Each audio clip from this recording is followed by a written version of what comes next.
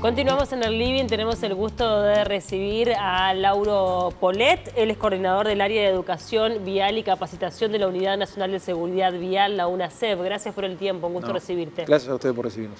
Bueno, estábamos repasando un poco todas las acciones que se pueden llegar a tomar para bajar el número de fallecidos y bajar la siniestralidad en nuestro país. Hay un pequeño descenso en este año pasado, en 2023, respecto a 2022, pese a que ha aumentado también la cantidad de vehículos que han transitado por las rutas nacionales, ¿no? Tanto en ciudad como en rutas nacionales. Sí, nosotros tenemos un aumento del parque de circulación, que si lo medimos a través, por ejemplo, de la pasada para los peajes, estamos hablando de más de 4 millones de pasadas, varias decenas de miles de vehículos que circulan. O sea, tenemos una movilidad que nunca fue restringida, por suerte. O sea, tratamos de conservar eso. Y en ese panorama que uno tiene que tomarlo en cuenta, cuando vos decís, bueno, y la tasa siniestral también puede llegar a subir porque hay más movimiento. En esto hablamos de riesgo, ¿no? Cuando hay más movimiento hay más propensión al riesgo y el riesgo va a llevar al peligro y al siniestro. Y sin embargo, por suerte, las noticias son buenas. Y de repente alguien puede llegar a decir, bueno, en el año pasado tuvimos tantos muertos, o ustedes hablan de repente 7, 8 fallecidos menos de un año para otro. Para nosotros es fundamental que se tome la real dimensión de lo que significa eso. Porque en seguridad vial no es un tema de cantidades cuando hablamos de fallecidos. Nosotros siempre decimos que moralmente no es aceptable un solo fallecido, claro, ni un solo lesionado por una causa que es en su amplia mayoría evitable. Entonces para nosotros cuando las cifras primero se mantienen ya es un éxito muy importante para el Estado. Y cuando todavía disminuyen es un éxito doble. Hay que tener en cuenta que en países como el nuestro, donde la cantidad de fallecidos que tenemos tampoco es digamos, no son miles como podríamos esperar en otros lugares, decir que tenemos disminuciones, que son pocos casos igual, es muchísimo, porque ese N, que parece pequeño, representa igual proyectadamente una porción importante del universo. Exactamente, no son miles también porque somos pocos, ¿no? Exacto, hay que tomarlo también en cuenta cuando uno habla y plantea y analiza datos y cifras, ¿verdad? Que a veces se hace rápidamente y no se toman en cuenta criterios técnicos también para esto. Bien, y ahí la fiscalización me imagino que cumplió un rol, el tema de los radares, la instalación de radares, que al menos fue lo nuevo que tuvimos por parte del Ministerio de Transporte y Obras Públicas. Los radares cumplen, como toda medida de fiscalización, un rol crucial en lo que tiene que ver con la baja de la siniestralidad y sobre todo con la contención de lo que lleva a la siniestralidad. Uno dice, ¿y por qué se incide tanto de repente en radares o en velocidad? ¿Cuál es el argumento? Se podría incidir en otra cosa de repente, ¿no? Pero no, está demostrado técnicamente ya desde hace muchísimos años. Te puedo citar un estudio nomás del año 2000 por Taylor, donde estudiaron 300 cruces y más de 2 millones de infracciones de tránsito, donde se ve que si tú reducís al menos, por ejemplo, 1,5 kilómetros en la velocidad establecida, 1,5 del rango, ¿no? Sí. Estarías bajando un 5% de los siniestros que tendrías en ese rango que le bajes 1,5. 1,5 que vos decís es muy poco, pero hay una relación directa entre velocidad y siniestro, ¿no? Sí, sobre todo mortalidad también, ¿no? Ahí está, y sobre todo mortalidad, muy atinado el aporte. ¿Por qué? Vos tenés que tener claro que la velocidad primero por sí sola no es una causa generadora de siniestros alguna. A veces vemos esos titulares, la velocidad generó 2 muertes. La velocidad no genera ninguna muerte, la velocidad es una magnitud factorial. Claro. El punto es qué hacemos con esa magnitud cuando llevamos una máquina al borde de lo que no podemos controlar. Entonces hay una relación directa entre cuando hay siniestro, es energía cinética, el choque, desaceleración, daño. Si esa energía no se disipa con los sistemas de seguridad del vehículo, lo que vamos a tener es daño que se transfiere al ser humano o a los que intervienen en el siniestro. Hay una relación directa entre energía cinética y lo que es velocidad. Por eso se trabaja en ese punto y se sabe que al disminuir la velocidad, yo estoy contribuyendo de alguna manera con bajar el daño en el caso que ocurra.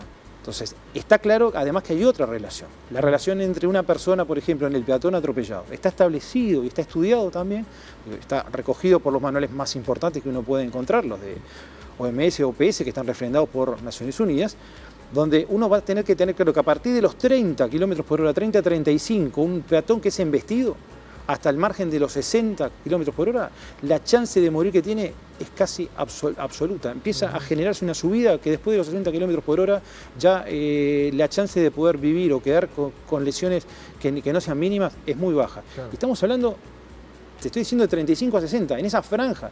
Y nosotros tenemos velocidad de repente de 45, de 75 tenemos en Italia. A veces decimos en ruta tenemos 90, puede haber algún tramo con un poco más. Hay que tomar en cuenta cuando hablamos de velocidad por qué es que se trabaja tanto sobre velocidad, pero no deslumbrarnos en que es el único factor.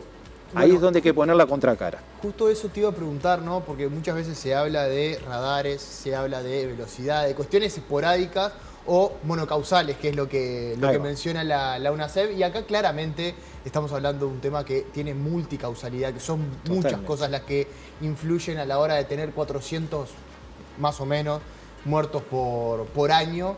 En este sentido, ¿cuál es el punto en el que Uruguay está fallando, a su entender, en lo que son las patas débiles de la vialidad de nuestro país? Yo siempre creo que tenemos que tener claro, además, cuando hablamos de falla. Muchas veces alguien siente, bueno, hay rutas que de repente no están bien o no, y eso es lo que ocasiona un siniestro. Hay que tener cuidado cuando uno habla de fallas, porque técnicamente no hay falla como tal, a veces en lo que uno cuando ve cotidianamente entiende, ¿no? Igual la infraestructura es clave también, ¿no? El hecho de tener rutas. De esa multicausalidad.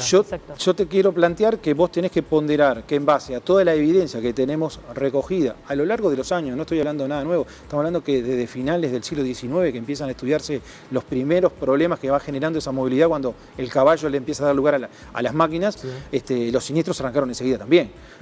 Y fue quedando claro a mediados de lo que es el siglo pasado que hay tres factores que van a intervenir en la siniestralidad: el factor humano, el factor vía y el factor ambiente. El vía es el que podemos llevar a infraestructura, pero tanto vía como ambiente no llegan a ser un dígito cada uno.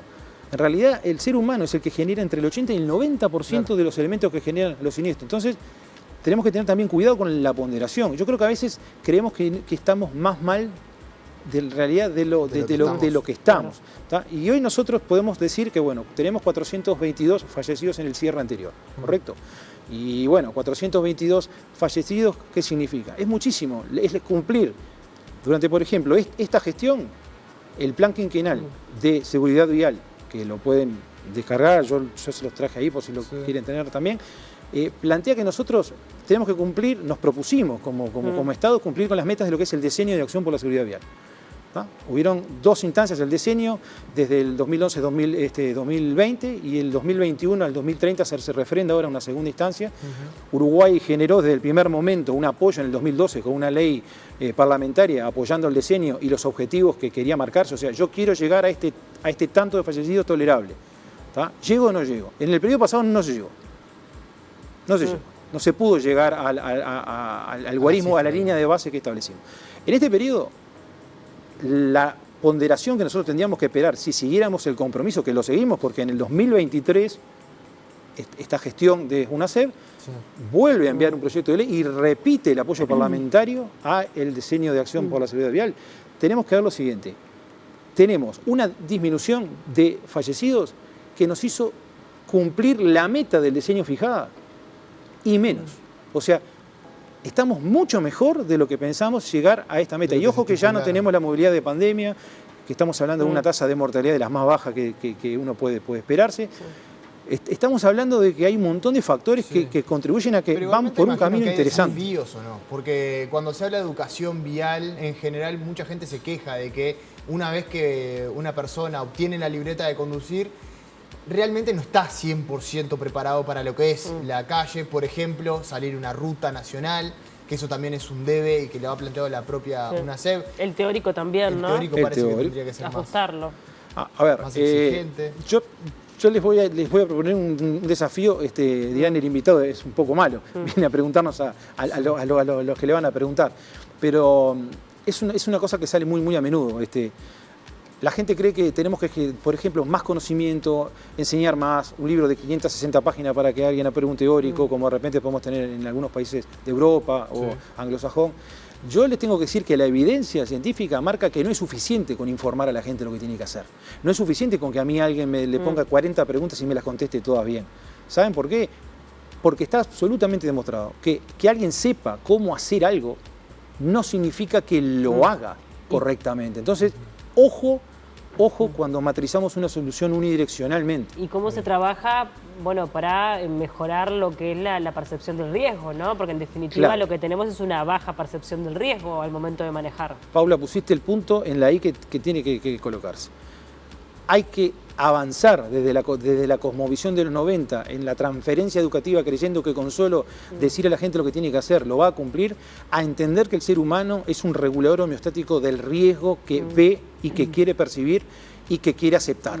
Las personas saben lo que tienen que hacer, pero hacen otra cosa. Y uno dirá, ¿tienen volición tanática? ¿Quieren morirse? ¿Quieren lastimar a otros? No es por eso.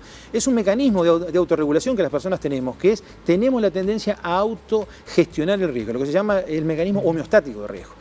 Yo me enfrento a una situación y la voy a llevar hasta donde a mí me dé más ventaja. Voy a pisar más el acelerador para llegar más rápido a tal lugar, y en el medio puedo pensar, puedo tener un infortunio y no, pero como nunca pasó nada, nunca me pasó nada, asumo el riesgo. Cuando uno Y entiende probablemente esto, no pase nada, porque en la mayoría probablemente de, no va a de las pasar veces nada. no va a pasar nada. Pero el ¿Hasta problema, qué pasa? pero el problema ¿cuál es? Que también está demostrado que por cada hecho que generó un muerto, un lesionado grave en el tránsito, ocurrieron, y esto lo estudió muy bien un sueco, Kirsten Hiden, que dice que por cada hecho que vos tenés un muerto, un fallecido, un lesionado grave, ocurrieron antes una serie de eventos, estoy hablando de casi 500.000 eventos casi imperceptibles en seguridad vial que terminaron desembocando con el tiempo en que se generó un siniestro. Por aproximación, esto está estudiado, es una teoría matemática inclusive, está muy bien formulado y está respaldado. ¿Para qué nos sirve todo esto a nosotros? Saber que la gente autogestiona el riesgo, saber que nada es menor, para que cuando enfrentamos el control, no vayamos con recetas preformateadas. ¿tá? No solo tenemos que tener control telemático, que hay que tenerlo, pero también no podemos abandonar el control humano, porque la siniestralidad vial es un problema humano. ¿Y qué es lo que falta? Porque en realidad cuando buscando mecanismos, ¿no?, para bajar la siniestralidad, me imagino que la fiscalización, hablamos un poco de los radares, que habrá influido, pero también la fiscalización, por ejemplo, al momento de utilizar el celular, que es algo que es una práctica muy extendida. ¿Cómo se puede trabajar en ese aspecto? Porque ahí también hay que trabajar los cuerpos inspectivos de las diferentes intendencias departamentales, ¿no? Pasando en limpio, el celular es, hoy en día en el mundo, el principal problema de seguridad vial que hay. ¿Tá? El celular y todo su submundo digital asociado en materia conducción, digamos. Eso por un lado.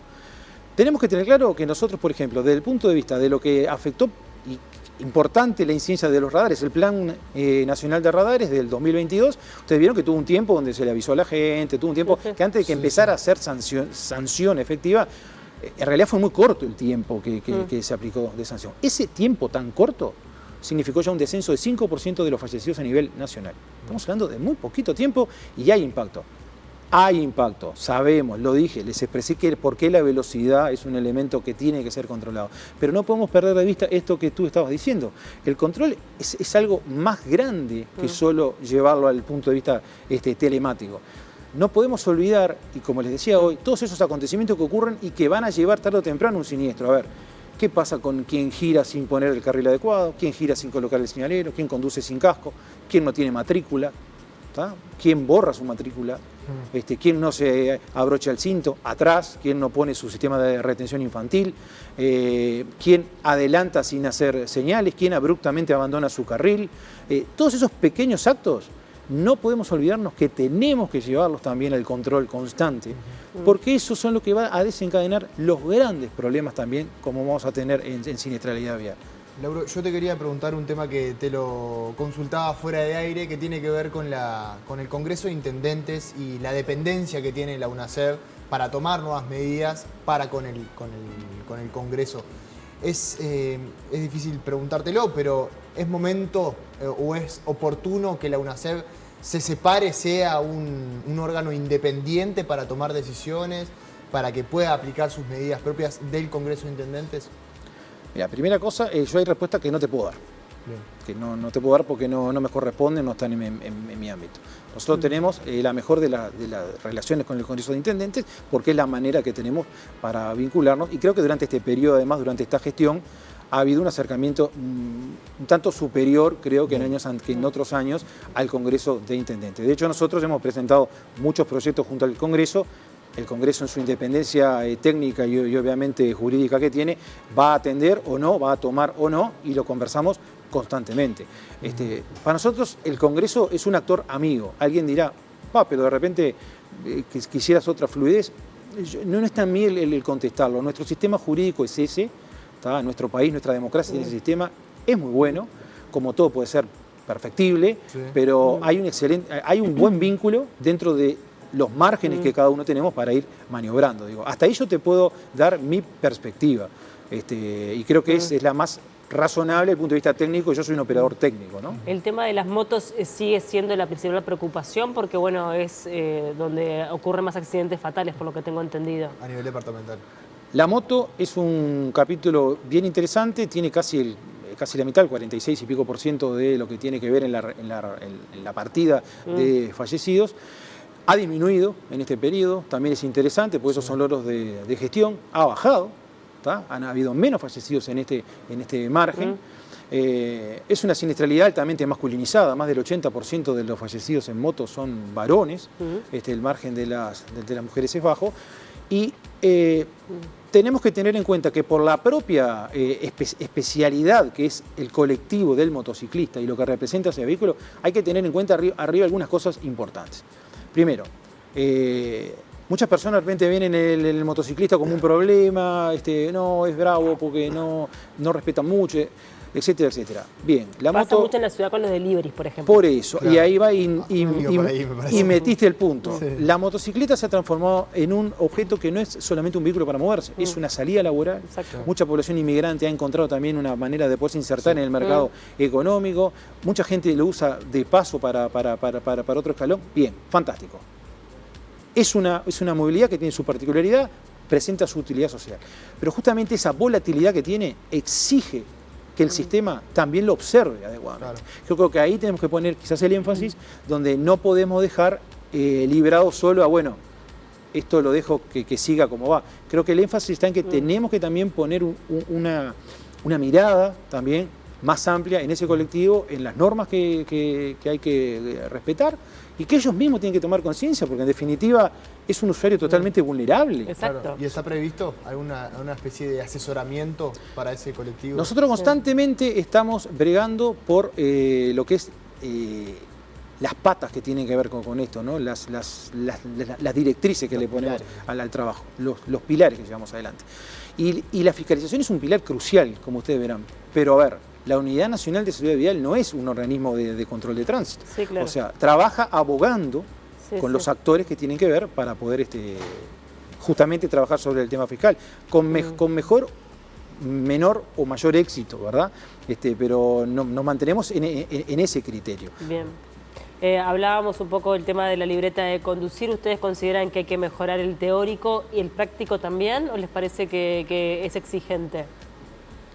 Nosotros creemos que tenemos que ir hacia una unificación. Es importante unificar, es muy importante. Hay un trabajo ya hecho, hemos elevado un proyecto interesante al Congreso, donde queremos unificar los exámenes en general, ¿verdad? Para que tengan un cariz, digamos, regular y todo el mundo con el mismo criterio. Se había hablado de la libreta por puntos también. La libreta por puntos, que es necesaria porque todo el mundo avanzó hacia esa libreta por puntos, donde, a ver, la libreta por puntos también tenemos que tener claro que no es una cosa donde cualquier punto se pierde por cualquier falta. Estamos hablando que la libreta por puntos controla y sanciona las faltas más graves.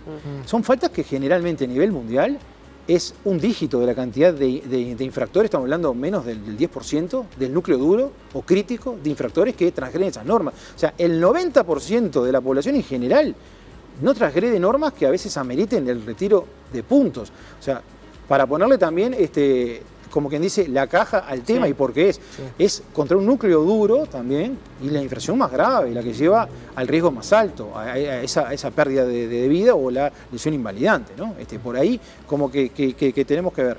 ¿A qué apostamos también a futuro? A que es muy necesario, creemos que, por ejemplo, un chico, una chica salga de educación media básica, por ejemplo, a ver, el liceo, el ciclo básico viejo, vieron que ahora cambió un poco con las siglas, con la reforma y unas cosas. Sí. Bueno, el EMB, a nosotros no nos interesaría como proyecto que, por ejemplo, saliera con un teórico aprobado.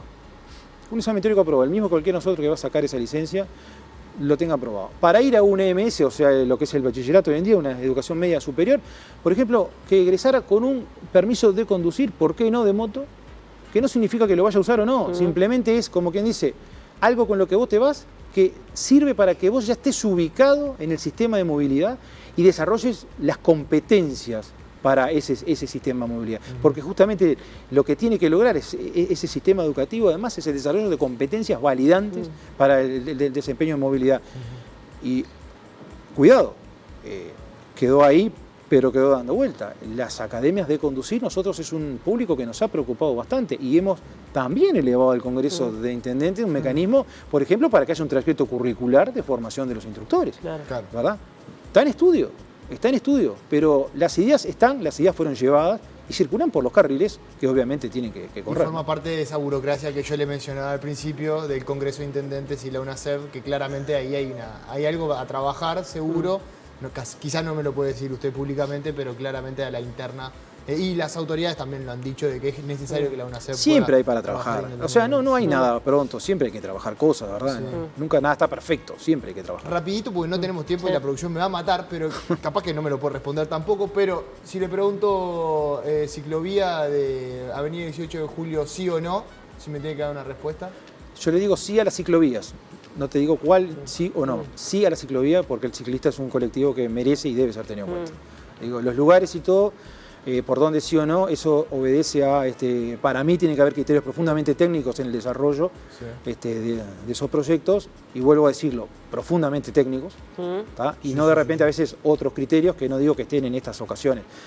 Soy un amante y defensor de la ciclovía porque el ciclista es un colectivo muy, muy vulnerable, pero a veces la oportunidad de la ciclovía no es donde uno puede querer o no, y bueno, y hay que pensarlo. Tenemos una malla de sistema vial en Montevideo centenaria. Sí. O sea, y esto es un problema contemporáneo. Es obvio que va a haber conflictos y que vamos a tener que articular entre todos la solución. Lauro, muchísimas gracias por este tiempo. Fue un gusto recibirlo. No, gracias a ustedes por habernos invitado. Estamos a las órdenes.